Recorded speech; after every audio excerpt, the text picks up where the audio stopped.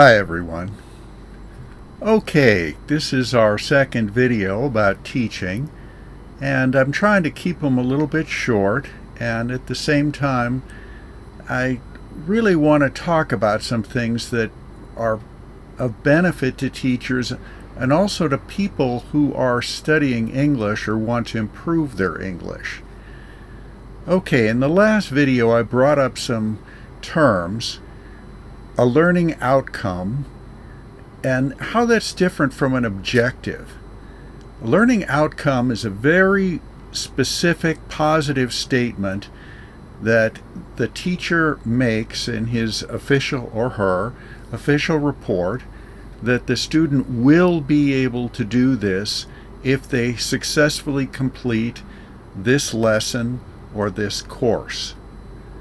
An objective is more like a goal. This is what I want you to know. The learning outcome is very specific because it has to fit into a curriculum, an overall plan for the student's learning. And this is where another term comes in, standards. Standards are not applied to a particular lesson, they're applied to an entire grade. And these have also been fine-tuned by many school districts into something where each lesson must meet certain parts, that those parts then contribute to the overall standards of what the student should know when he or she completes this grade level. And to get a textbook or learning tool approved by many school districts, each part of that book must meet a particular standard. Now, this is important for someone wanting to improve their English who is not enrolled in a school, a formal school, but maybe taking private English lessons, because you have to understand that many private English teachers, especially in English schools, are not qualified. Because even if you are not trying to meet certain standards, those standards are still used to judge your progress. And this is why it's a good idea to take objective tests like the British Council's IELTS test or the TOEIC test, or one of those, is because you have something to measure yourself by. Now, but then there's another issue that comes up, what are called teachable moments.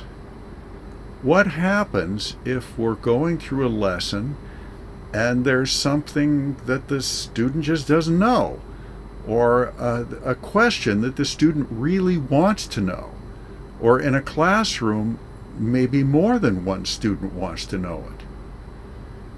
The basis of learning is the desire to learn on the part of the student.